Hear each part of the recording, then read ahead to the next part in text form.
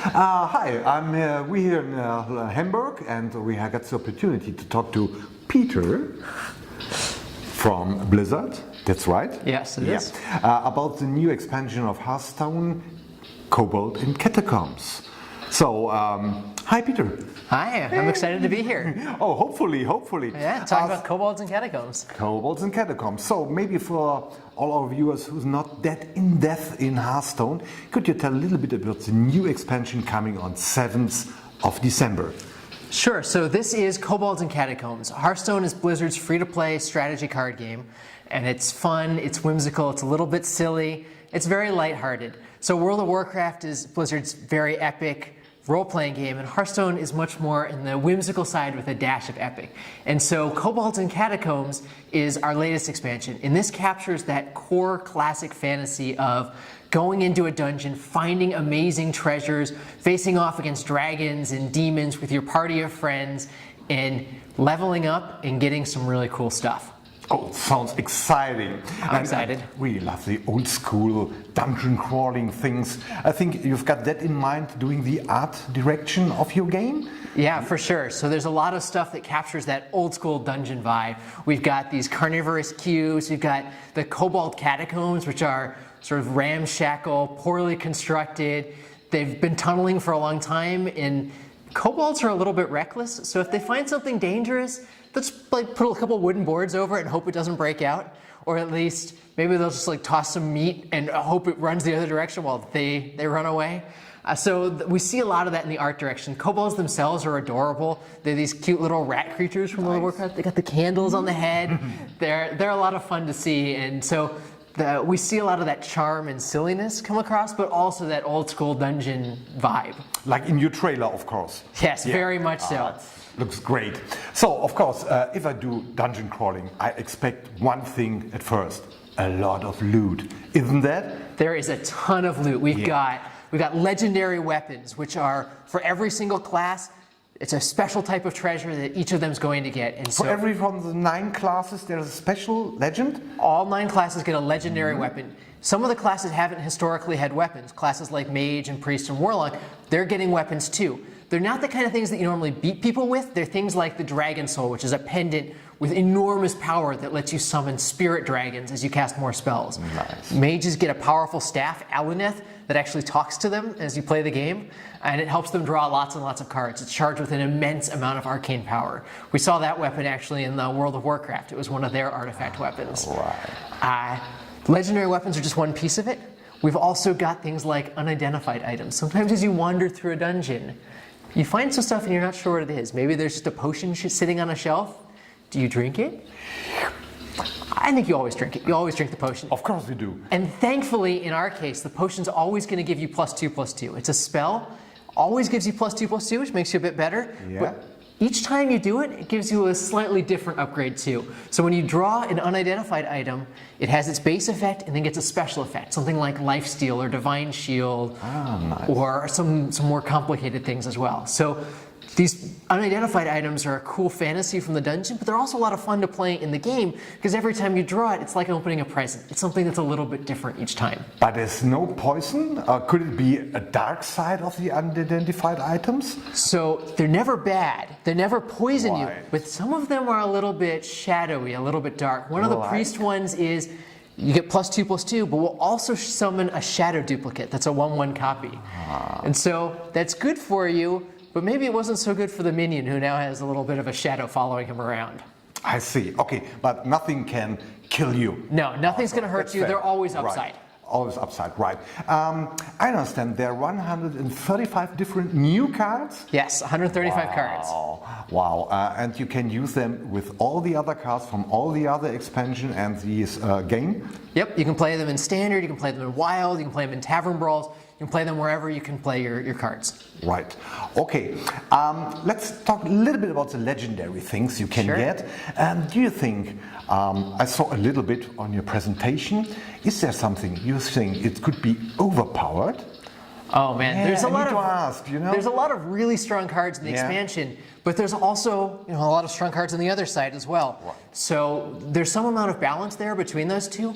It's important to keep releasing strong cards, especially in new archetypes, allow classes different ways to play, and allow our players to explore with a lot of these crazy, powerful, interesting cards, and then kind of see how the game develops.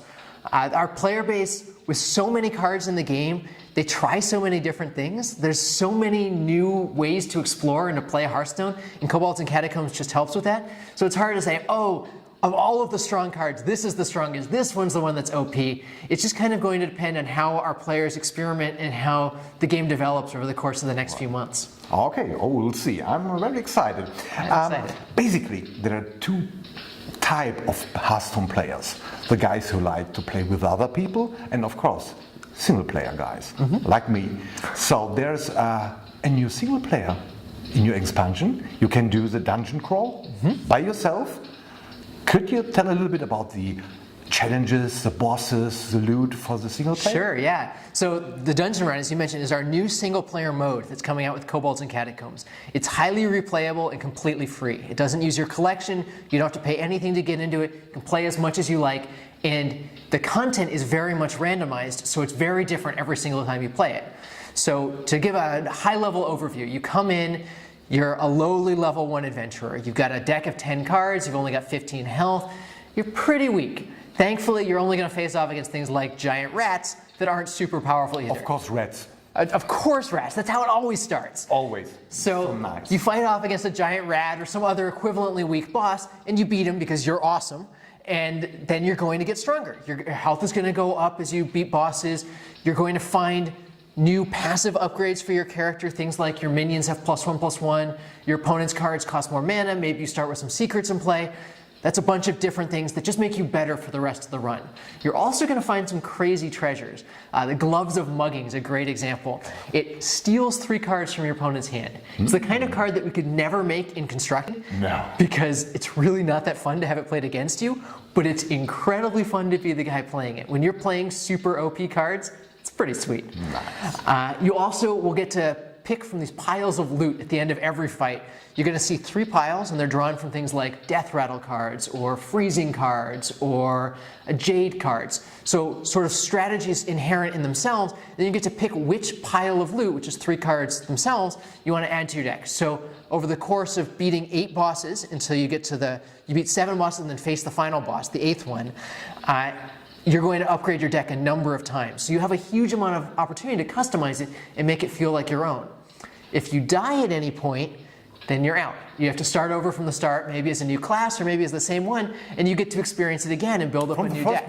From the first boss. From the beginning. Right. All the way through.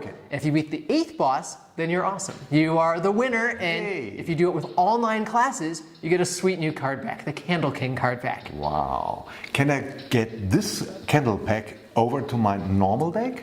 No, so none of the cards that you get in the adventure mode carry over. They're just for the dungeon run. And that's one of the ways that we were able to make it free and to make it so replayable so that we can provide all this content for all of our players.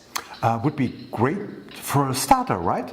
Yeah, sure. If you're a new player, especially if you're experienced with other games in the past, because the dungeon run's pretty tough. It's not super easy. So if you're completely new to this kind of thing, it might be better to play against the Innkeeper some and to experience casual mode a little bit more. But especially if you're an experienced player from other games or a Hearthstone player who's just coming back, it's a great experience because you don't need any cards. It's highly replayable. It's just a great way to play Hearthstone. It's actually the thing I'm most excited to do when the expansion launches this week. Oh, nice. Okay, so that's apart from the single players. So if I'm more of a guy to like to play not against the AI or for myself, want to play with other people. So you've got the opportunity to get in a championship, isn't that right? Yeah, for sure. So there's the Hearthstone Championship Tour. There's a number of competitive esports events, but that's the one that the Blizzard team puts on for individual performers. And so there's a bunch of tournaments that feed into it based on your ladder performance, your performance in other tournaments as well. And if you do well in one of those, one of the seasonal qualifiers, and then the seasonal championship, so spring championship or summer championship, that leads to the World Championship, which is taking place in Amsterdam in January. Wow. And that's the top 16 players in the world that have qualified through this long process. And these are some phenomenal Hearthstone players who have had success over the past few years, who are just amazing players. And so it's going to be a lot of fun to get to watch them play next month. And if you're an aspiring competitive player, that's definitely something you can look forward to. And of course, there's the new cards, if they like to. Yes, very much so. Wow. Thank you very much. Thank you. But at the end, I'd like to give, we've got someone from Blizzard here, maybe 1 or 2 tips for new starters to get really into Hearthstone. You've got something from your side? Oh, sure. So the most important thing is just to have fun. You're going to learn at your own pace, so figure out what kind of things are cool, what kind of things you enjoy, and go with that. It's less important to be super competitive and win all your games on day one. The more important thing is just to kind of learn at your own pace, to play against the Innkeeper, to play the dungeon runs, to play in casual mode, and to see what kind of things appeal to you. Try out all the different classes. They all have different styles, and so there's opportunities there to see, oh, I really like playing Hunter, I really like playing Priest, I really like playing Warrior, and you might not like some classes, you might like other ones more. Just focus on those. See what the things are that you enjoy in Hearthstone, because Hearthstone's a big game. There's a lot there for everybody, and so there's lots of opportunities there to figure out what fits your style. And it's really free to play? Hearthstone is free to play. You can get all of the content, all the competitive content, just by playing the game. Great. Thank you very much. Thank you. Nice talking to you. It was great talking to you. Why?